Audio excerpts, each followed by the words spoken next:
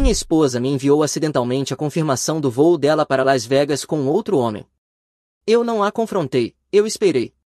Quando ela aterrissou, eu já tinha cortado cada centavo que ela tinha, deixando-a presa a 1.700 milhas de casa. Olá, Reddit, faz um tempo desde que postei algo, mas digamos que a vida me entregou uma reviravolta que eu nunca imaginei. Eu achava que estava em um casamento estável, 7 anos juntos, hipoteca, a rotina de sempre, até que um pequeno erro dela mudou tudo.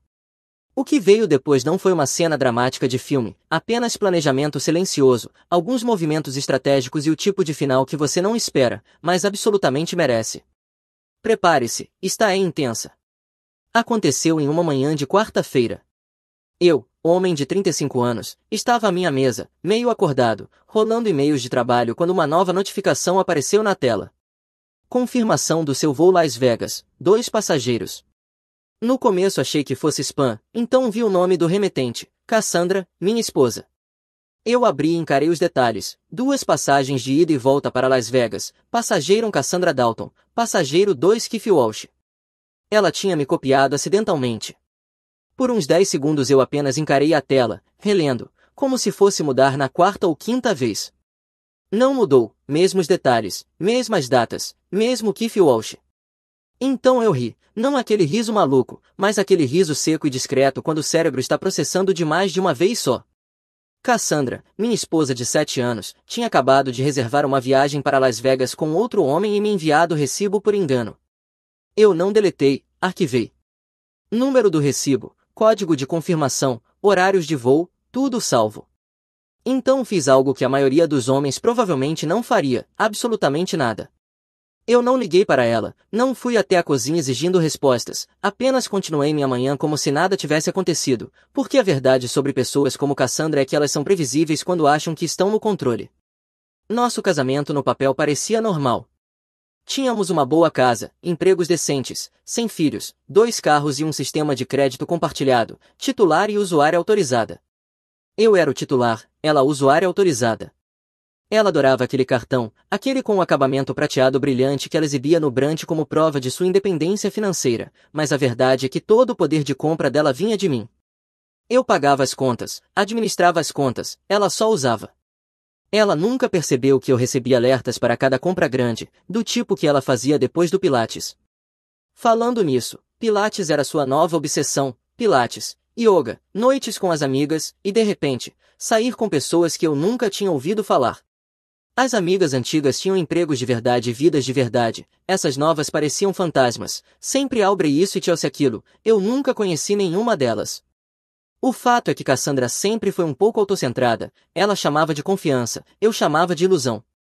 Ela realmente acreditava que o mundo girava ao redor dela, que podia fazer o que quisesse e as pessoas simplesmente aceitariam. Eu abri meu aplicativo bancário, olhei a lista de cartões ativos e sorri. Ela não fazia ideia do quanto de controle eu realmente tinha. Ela achava que ser usuária autorizada a tornava igual, mas não tornava, a tornava dependente. Aquele e-mail mudou tudo.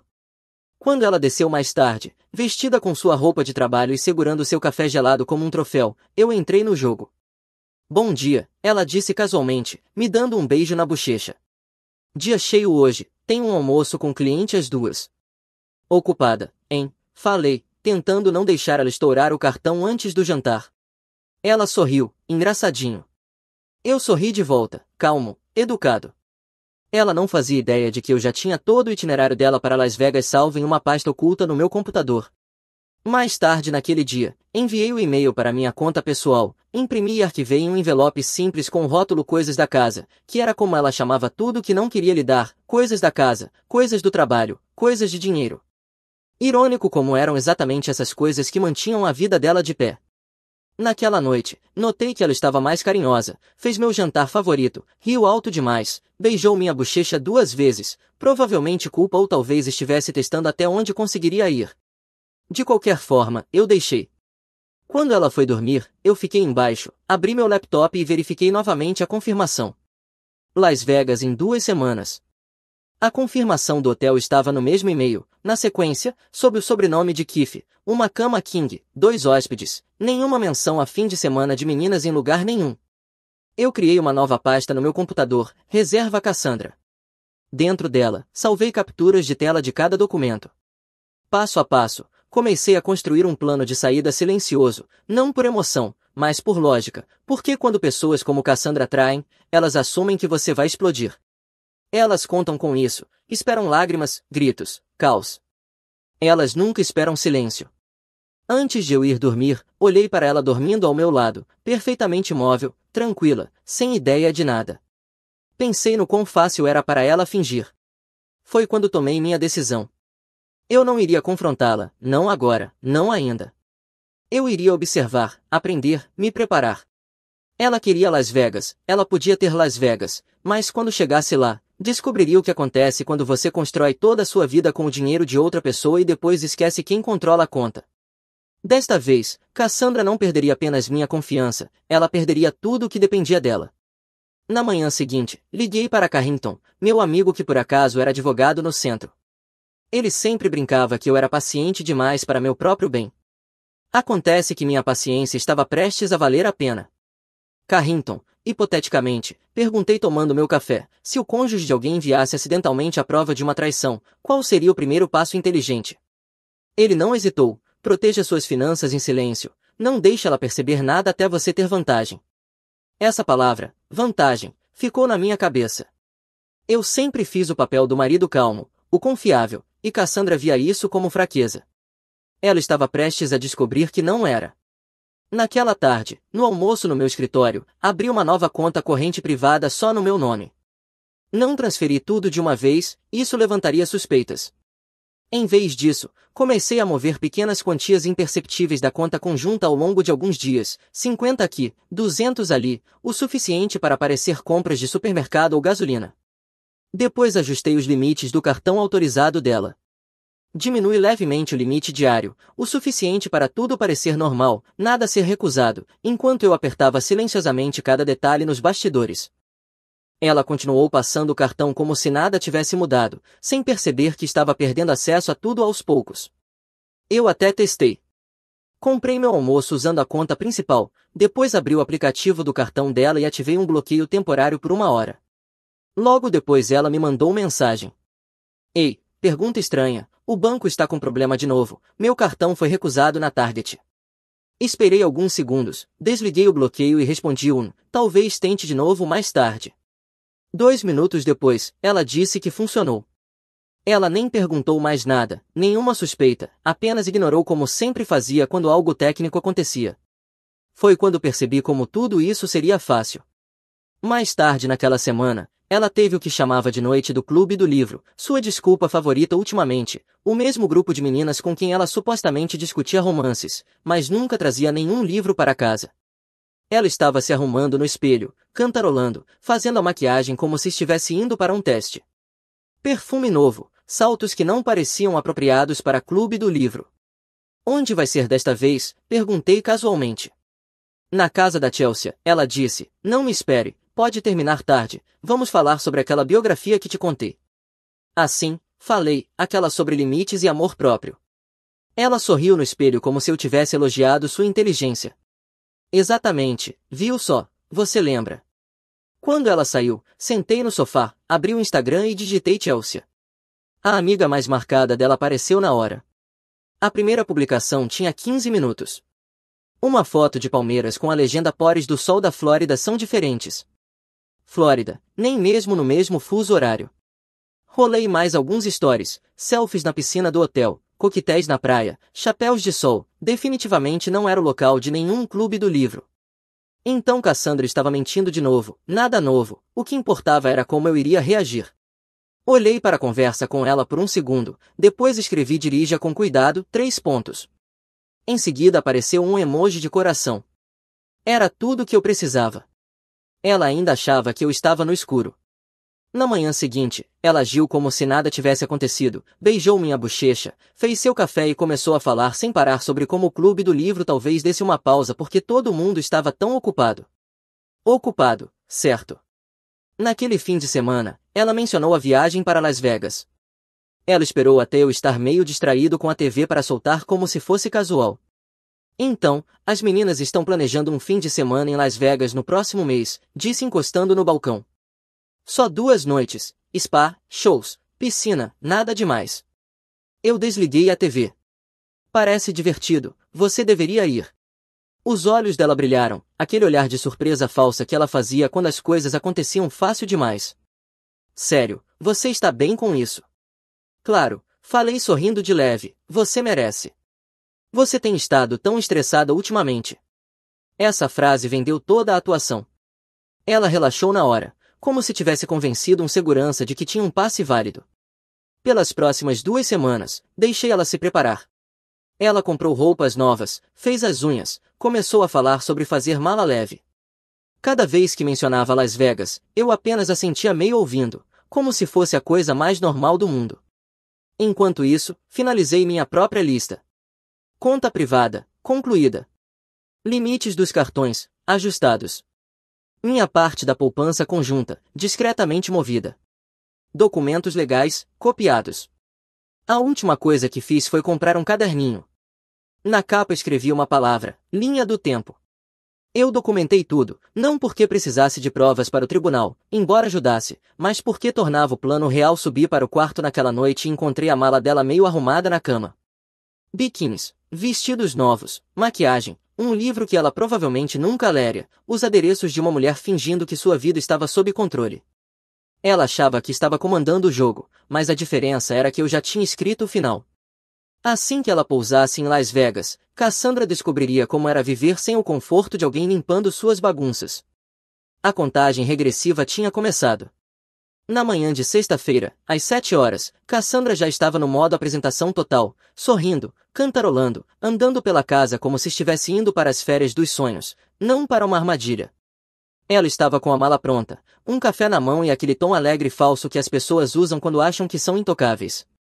Você acredita que finalmente vou ter um fim de semana para relaxar? Disse ajustando os óculos de sol no espelho. Só eu e as meninas, spa, shows, talvez um pouco de compras.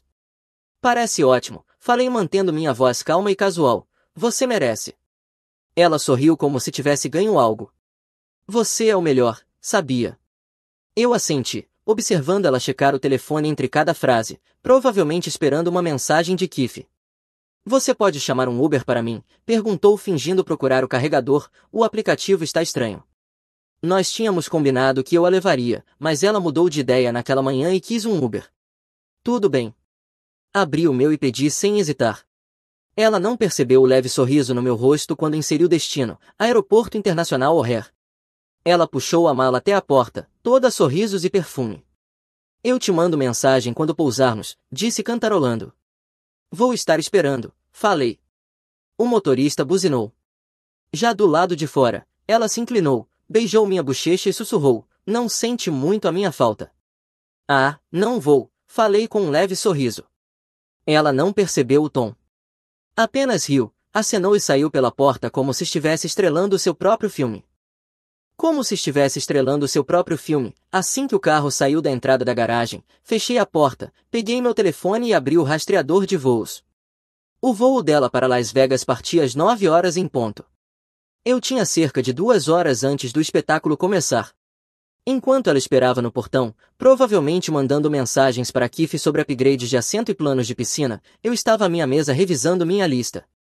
Conta privada segura, pasta de provas salva, contato legal pronto.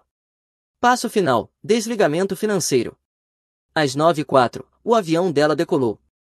Observei o ponto azul avançar pelo mapa. Cada milha rumo ao oeste era mais um passo em direção à lição dela. Quando o rastreador finalmente indicou pousou em Las Vegas, Nevada, respirei fundo, abri o aplicativo do banco e iniciei a operação. Primeiro o cartão autorizado dela. Cliquei em congelar conta. Um pequeno aviso apareceu, você tem certeza? Sim, eu tinha certeza. Depois fui até nossa conta conjunta. Mudei a senha do banco online, removi o acesso móvel dela e silenciosamente movi minha metade para minha conta privada. Em seguida atualizei a carteira digital, apaguei ela do Apple Pay e desativei o cartão reserva que ela pensava ser dela. Demorou menos de 10 minutos. 7 anos de controle financeiro desapareceram das mãos dela com alguns toques. Recostei na cadeira, abri minhas mensagens e digitei devagar, espero que você e Keith aproveitem Las Vegas. Enviar. Travei o telefone e esperei. 5 minutos depois, vibração, depois outra e depois sem parar. Primeiro vieram as mensagens. Do que você está falando? Espera. O que você fez? Meu cartão não está funcionando. Isso não é engraçado. Depois começaram as ligações, uma após a outra. Eu não atendi nenhuma. Apenas observei o nome dela acender na tela, apagar e acender de novo. Na quinta chamada perdida, recebi outra mensagem. Você não está entendendo. É um engano. Por favor, atende. Engano. Essa era a palavra que ela usava para tudo que não conseguia explicar. Então outra mensagem chegou, mais longa desta vez. Estou no hotel. Eles estão dizendo que meu cartão foi recusado. Keith está tentando resolver. Só me diga o que está acontecendo, por favor. Keith está tentando resolver. Interessante escolha de palavras. 10 minutos depois, outra mensagem. Você congelou a conta. Por que faria isso? Estou presa aqui. Tomei um gole de café, calmo como sempre, e respondi. Você vai descobrir, você é boa em fingir, lembra? Depois disso silenciei as notificações. 1 hora passou antes de a curiosidade me vencer. Reabri as mensagens. Havia mais de 40. O tom mudou de raiva para pânico. Por favor, eu nem consigo reservar um voo de volta. O cartão do Keith também não está funcionando. Preciso de ajuda, por favor. Mais tarde descobri o motivo. Ele estava colocando despesas pessoais no cartão da empresa. O hotel identificou e recusou por uso não comercial. Sincronização perfeita. Imaginei ela ali, com aquele visual exagerado de grife, percebendo que seus planos de reserva estavam desmoronando. Keith provavelmente parecia tão chocado quanto. 2 adultos que construíram toda a fantasia deles com o dinheiro dos outros, agora presos no saguão do hotel com cartões inúteis. Eventualmente ela parou de ligar. Talvez finalmente tivesse aceitado que eu não iria salvá-la. Talvez estivesse ocupado implorando ajuda ao Keith. Pela primeira vez em semanas, eu me senti leve, como se todo o barulho tivesse desaparecido. Por volta das 3 horas da tarde, meu telefone vibrou de novo, desta vez uma nova mensagem. Estou voltando para casa. Posso explicar tudo. Não, você não pode, pensei. Não mais. Naquela noite, enquanto ela se virava para encontrar um voo de volta, eu me sentei na minha poltrona, assistindo a mesma linha azul do rastreador se mover para leste de novo. Cada milha mais perto não era ela voltando para casa, era ela caminhando direto para as consequências que achou que nunca enfrentaria. Quando aquele avião pousasse, Cassandra não estaria voltando para o marido. Ela voltaria para um homem que já tinha terminado o jogo que ela nem sabia que estava jogando. E pela primeira vez desde aquele e-mail acidental, eu sorri, não porque ela estivesse machucada, mas porque tudo finalmente estava em movimento. Enquanto isso em Las Vegas, a viagem fantasia de Cassandra estava desmoronando mais rápido que suas histórias falsas do clube do livro. Engraçado, um dos meus velhos amigos da faculdade trabalha na segurança daquele mesmo hotel. Ele me mandou mensagem mais tarde dizendo que tinha visto uma mulher que parecia exatamente com Cassandra perder a cabeça no check-in depois que o cartão foi recusado. Ela discutiu com o homem que estava com ela, depois ele saiu e a deixou ali parada. Parece que o universo gosta de me enviar atualizações. Pelo que meu amigo viu, Keith não era nenhum parceiro charmoso de viagem, apenas outro cara quebrado com problema de ego que desistiu no segundo em que as coisas ficaram sérias. Meu amigo disse que eles discutiram no saguão, ela pressionando para ele cobrir, ele reclamando de orçamento, e então ele simplesmente saiu e deixou ela ali. Adeus luxo em Las Vegas. Por volta das 3 horas da tarde, Cassandra estava em pânico total, ligando para bancos, tentando falar comigo, chorando em banheiros de hotel. Mas quando o titular da conta, congela tudo, o atendimento ao cliente não pode ajudar. Depois da 10ª ligação fracassada para mim, ela mudou de alvo, sua mãe. A mãe dela, Margarete, era uma mulher mão de ferro que ainda reclamava sobre ter emprestado dinheiro a Cassandra para o penteado de casamento 7 anos atrás. Cassandra sabia que a ligação seria brutal, mas não tinha escolha. Mais tarde ouvi trechos da ligação com a mãe, acusações sobre jogos de azar, Cassandra insistindo que era mal entendido e Margarete finalmente transferindo dinheiro suficiente apenas para uma passagem de ida, com muitas condições. Quando a transferência entrou, Cassandra estava emocionalmente destruída, humilhada, sem dinheiro e furiosa. A glamourosa aventura em Las Vegas sobre a qual ela se gabou por semanas terminou com um assento do meio em uma companhia aérea barata e uma mãe que não parava de lembrar que ela era uma decepção. Enquanto todo esse caos acontecia a 1.700 milhas de distância, eu estava tendo um dia excepcionalmente tranquilo. Eu fiz tudo com calma, tomei café da manhã, alimentei o cachorro e depois sentei com uma xícara de café. Então liguei para Carrington. Pronto, ele perguntou. Mais do que pronto, eu disse. Ótimo, traga os documentos hoje e daremos entrada antes do meio-dia. Eu estava no centro, sentado de frente para ele no escritório, enquanto revisávamos tudo uma última vez. O homem estava sorrindo como se tivesse assistido a um episódio ao vivo de Justiça Poética. Você cobriu tudo, ele disse folheando o arquivo. Nenhum risco de propriedade conjunta, separação financeira limpa, prova documentada de infidelidade. Isso vai ser rápido. Ótimo, eu disse, gosto de rápido. Enquanto terminávamos de assinar, meu telefone vibrou na mesa. 20 novas mensagens de Cassandra, nenhuma aberta, ainda presa. Carrington perguntou, provavelmente embarcando. Eu disse, voando na classe econômica paga pela mãe. Ele riu, você está se divertindo. Não estou me divertindo, eu disse levantando, só estou terminando o que ela começou. Quando cheguei em casa já era noite. Fiz jantar, limpei a cozinha e estava na metade de um filme quando a porta se abriu. Cassandra entrou como se estivesse voltando de um campo de batalha. O cabelo uma bagunça, maquiagem borrada, e a mala sendo arrastada com uma roda quebrada. Ela a largou com força suficiente para tremer o chão. Como você pôde fazer isso comigo? Ela gritou. Eu silenciei a TV. Fazer o quê? Parei de financiar suas férias. Você me deixou presa, ela gritou. Eu não tinha dinheiro, nem como voltar, nada. Você tinha o Keith, eu disse calmamente. O que aconteceu com ele? O rosto dela tremeu. Ele não pôde ajudar, o cartão dele também não estava funcionando. Eu disse, soa familiar. Isso não é engraçado, ela chorou, a voz quebrando, você arruinou minha vida. Não, eu disse levantando devagar, você arruinou sozinha. Eu só parei de encobrir. Lágrimas começaram a rolar pelo rosto dela, mas eu não me aproximei. Eu já tinha visto esse teatro antes. Foi um erro, ela disse baixinho, eu me deixei levar, não significou nada. Isso foi antes ou depois de você reservar passagens no nome dele, eu perguntei. Ela congelou. Ou talvez durante aquelas noites falsas de clube do livro, quando você estava na casa dele. Eu tenho recibos disso também. A mandíbula dela caiu. Você estava me espionando. Não, você só foi descuidada, eu disse. E-mails, faturas do cartão, confirmações de viagem, você praticamente fez meu trabalho. Ela começou a chorar mais forte, o tipo de choro que costumava me deixar culpado. Desta vez soava como ruído de fundo. Então ela sussurrou, por favor, não conte para a esposa dele. Inclinei a cabeça. Engraçado você mencionar isso. Os olhos dela se arregalaram. O que você quer dizer? Eu já contei, eu disse pegando meu telefone no balcão. Sabrina Welch, advogada de divórcios. Mulher inteligente, está lidando com tudo muito bem. O rosto dela ficou pálido. Ela cobriu a boca com as mãos como se pudesse segurar o pânico. O que ela disse? Ela me agradeceu, eu disse. Aparentemente ela já suspeitava há um tempo. Ela também não está perdendo tempo. Cassandra sentou no sofá como se as pernas tivessem cedido. Pela primeira vez ela não tinha resposta nem mentira preparada. A voz saiu pequena, eu só queria me sentir feliz de novo. Você podia ter feito isso sem destruir nosso casamento, eu disse, mas você queria emoção. Pois agora você tem.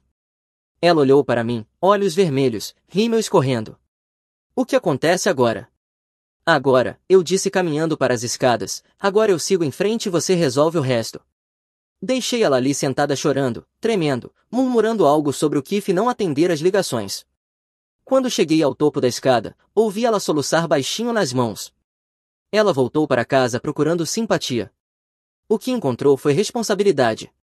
Os dias seguintes foram como ver um colapso em câmera lenta, um que nem precisava da minha ajuda. Cassandra estava despencando. Ficou no quarto de hóspedes por 2 noites, chorando alto o suficiente para os vizinhos ouvirem. Depois finalmente arrumou as malas e foi embora para te esvaziar a cabeça. Eu não perguntei para onde. Já sabia que provavelmente iria para a casa da mãe. No 3º dia meu telefone vibrou com uma mensagem de número desconhecido. Espero que você esteja feliz. Mamãe não para de gritar comigo por causa do dinheiro, ela diz que quer de volta hoje. Claro que queria. Margarete não emprestava nenhuma travessa sem pedir garantia. Mais tarde recebi outra mensagem. Podemos pelo menos conversar como adultos. Estou tentando consertar as coisas. Ignorei. Ela não estava tentando consertar nada, estava tentando sobreviver às consequências. Enquanto Cassandra era pressionada para pagar a dívida, o resto dos dominós começou a cair, especificamente sobre Keith Walsh. Veja, quando contei a verdade para Sabrina, achei que ela deixaria ele em silêncio. Eu subestimei ela. Sabrina era advogada de divórcios, e não uma qualquer, uma implacável. Em até 48 horas depois da nossa ligação, ela tinha aberto um arquivo, preservado declarações e iniciado um pedido de auditoria interna com o empregador dele. Acontece que o senhor estúdio de Yoga Romeu estava usando fundos da empresa para viagens pessoais, incluindo Las Vegas. Uma semana depois ele foi oficialmente suspenso. Depois disso Sabrina se moveu rápido. Ela entrou com o pedido de divórcio alegando adultério, má conduta financeira e quebra de confiança. Ela bloqueou a casa, a maior parte dos ativos líquidos e garantiu a custódia primária temporária dos filhos. Quando o decreto final foi assinado, Keith ficou com quase nada, apenas as consequências que mereceu. Eu não ouvi nada disso de Cassandra, ouvi da própria Sabrina. Ela ligou para me agradecer. Honestamente, você me fez um favor, ela disse com um tom afiado e satisfeito. Eu já suspeitava há meses, agora tenho tudo o que preciso. Eu disse que ela não me devia nada. Ah, eu sei, ela respondeu, mas ainda vou te mandar um cartão de agradecimento assim que terminar de tirar o último dólar dele. Ela não estava brincando. Na manhã seguinte meu telefone começou a tocar de novo, desta vez com um código de área desconhecido, Miami. Atendi curioso. Alô? Uma respiração forte. Você acha que é esperto, né? Keith. Depende de quem está perguntando, eu disse. Você arruinou minha vida, ele rosnou. Você não tinha o direito de ligar para minha esposa. Na verdade, eu disse recostando na cadeira, eu tinha todo o direito, você estava dormindo com a minha. Não era assim. Ah, então era outro tipo de caso, me ilumine. Ele ficou em silêncio por um momento. Eu podia ouvir barulho ao fundo, talvez um quarto de hotel, talvez o sofá de um amigo. Você não entende, ele disse finalmente, Sabrina está levando tudo, meu emprego acabou, minhas contas estão congeladas. Uau, eu disse sem emoção, isso parece horrível, não consigo imaginar como é. Você armou para mim. Não, eu disse, você armou para si mesmo, eu só acendi as luzes. Ele começou a gritar novamente, mas desliguei antes que pudesse terminar. Essa foi a última vez que atendi uma ligação dele. Mais tarde naquela semana, Cassandra apareceu em casa novamente sem avisar. Vi o carro dela entrando na garagem. A mãe estava no banco do passageiro, gritando sobre juros antes mesmo de Cassandra sair. Margaret seguiu a filha pelo caminho ainda reclamando. Você disse que ia me pagar de volta. Eu não sou instituição de caridade, Cassandra. Eu vou, mãe, pode me dar 5 minutos para respirar. Margaret cruzou os braços. 5 minutos, depois eu entro. Fiquei ali observando, braços cruzados, enquanto Cassandra se virava para mim. O rosto estava pálido, cabelo bagunçado, olhos vermelhos como se não dormisse há dias. Precisamos conversar, ela disse baixinho. Sobre o que? Perguntei. Sobre nós. Levantei a sobrancelha. Nós acabou no momento em que você reservou 2 passagens para Las Vegas. Eu cometi um erro. Sim, eu disse, você cometeu vários.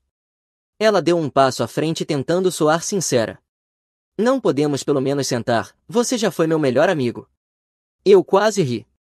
Seu melhor amigo, quer dizer o cara que pagava tudo enquanto você brincava de casinha com outra pessoa.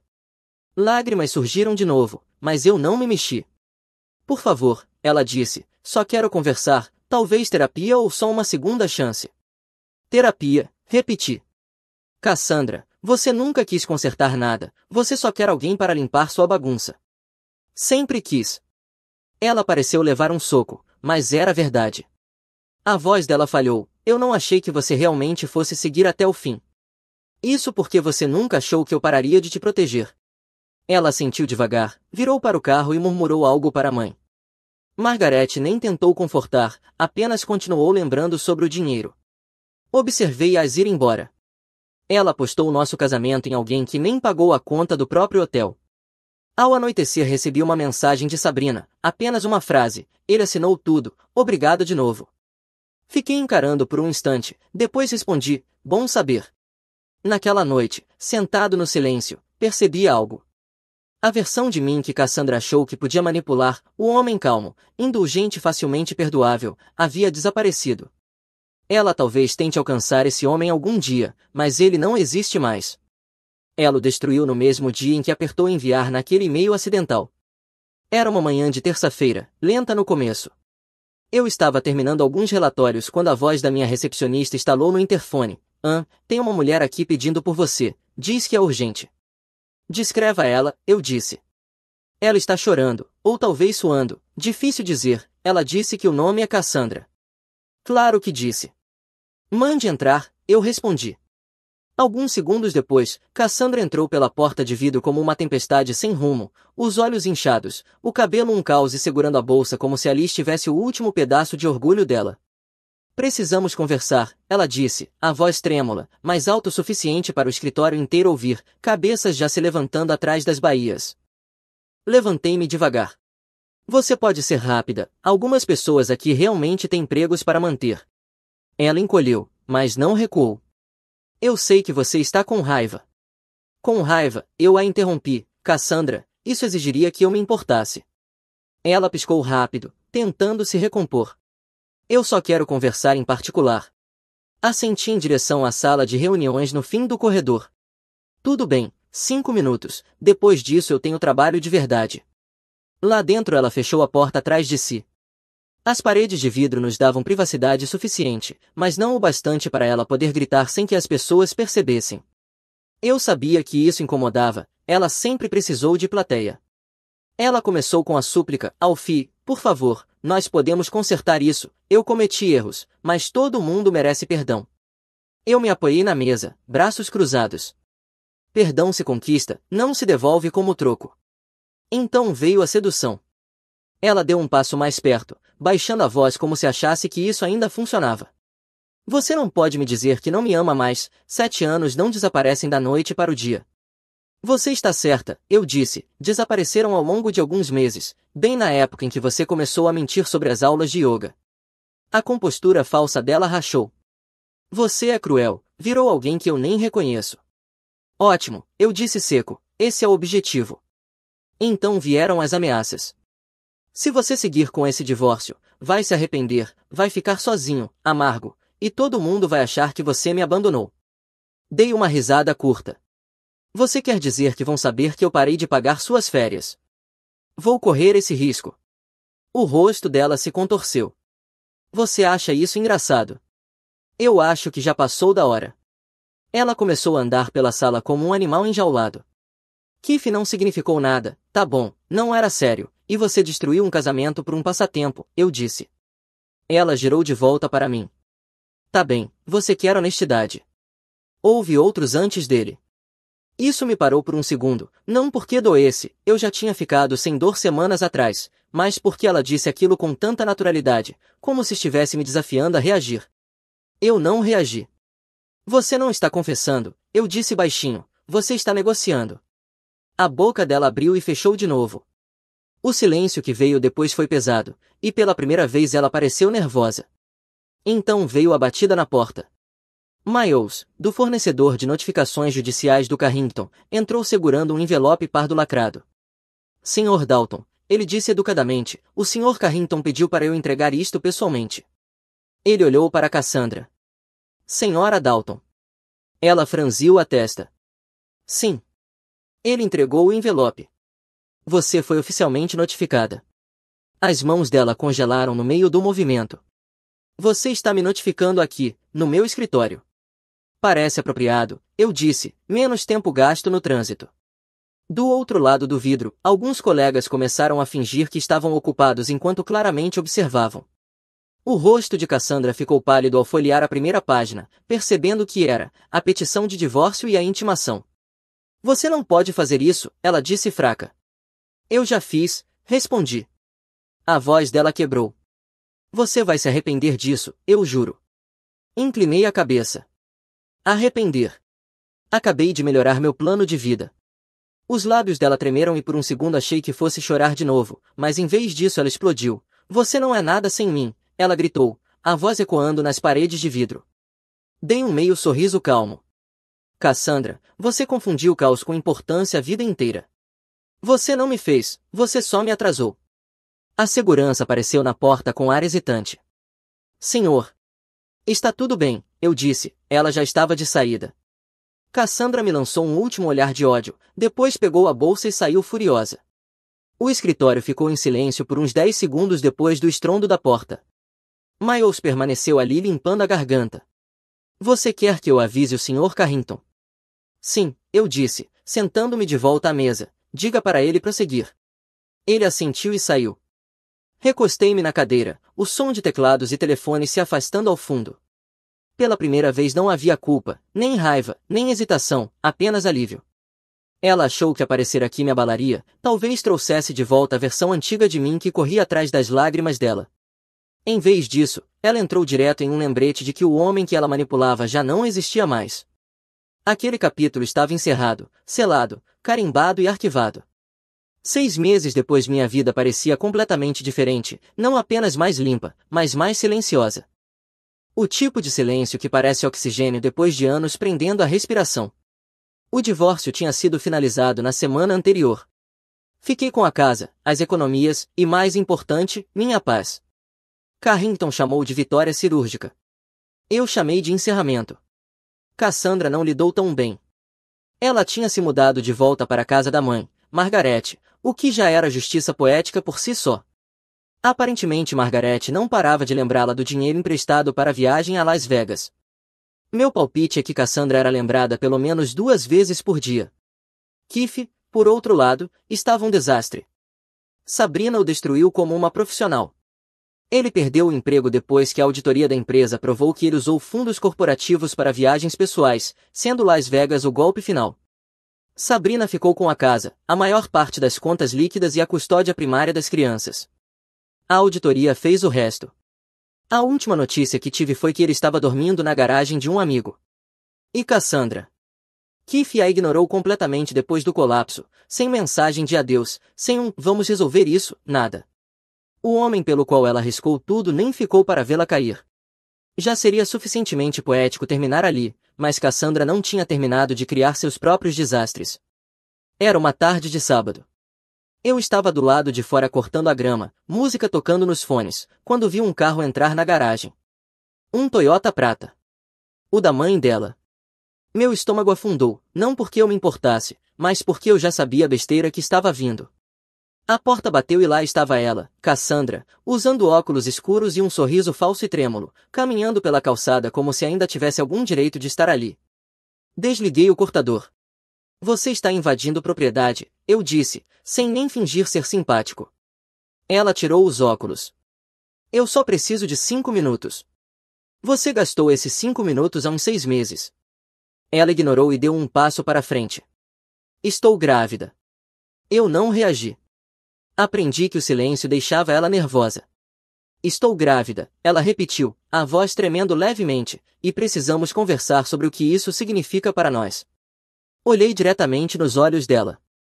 Para nós. Não existe nós. E se você está insinuando que é meu, é melhor ter um exame de DNA nas mãos. A confiança dela rachou instantaneamente. Você não acredita em mim. Eu ri. Depois que você traiu por meses, reservou voos com nomes falsos e mentiu sobre aulas de yoga, mas claro, agora devo confiar na sua palavra. Ela cruzou os braços tentando recuperar controle. Você não deveria precisar de teste, você deveria me conhecer melhor que isso. Ah, eu conheço, eu disse, por isso mesmo preciso do teste. A mandíbula dela travou. Você é inacreditável. Não, Cassandra, eu disse dando um passo à frente, voz baixa e calma, você é inacreditável. Você veio aqui depois de tudo o que fez achando que eu simplesmente te aceitaria de volta, fingiria que o último ano não aconteceu. Você queimou todas as pontes que já construiu e agora está chocada que não há onde pisar. Ela tentou manter a voz firme. Isso não é sobre o passado, é sobre o bebê. Então vá descobrir quem é o pai, eu disse sem emoção. Os lábios dela tremeram, a confiança falsa derretendo. Você é cruel. Eu sou consistente, eu disse. Ela ficou ali, olhos brilhando como se quisesse chorar de novo, mas sem saber se funcionaria. A antiga Cassandra talvez tivesse arrancado simpatia de mim. Esta só parecia desesperada. Eu não vou embora até conversarmos, ela disse enfim. Então vou facilitar. Peguei o telefone no bolso. Você tem 10 segundos para sair da minha propriedade ou eu chamo a polícia. Sua escolha. Os olhos dela se arregalaram. Você não faria isso. Comecei a contar. 10. Não faça isso. 9. Ela deu um passo trêmulo para trás. 8. Você vai mesmo chamar a polícia para sua esposa? Essa esposa, eu corrigi. 7. Ela virou as costas e foi andando rápido para o carro. Você vai se arrepender disso. Eu nem levantei os olhos do telefone. Você disse isso da última vez. Ainda estou esperando. Ela entrou no carro, bateu a porta e saiu acelerando.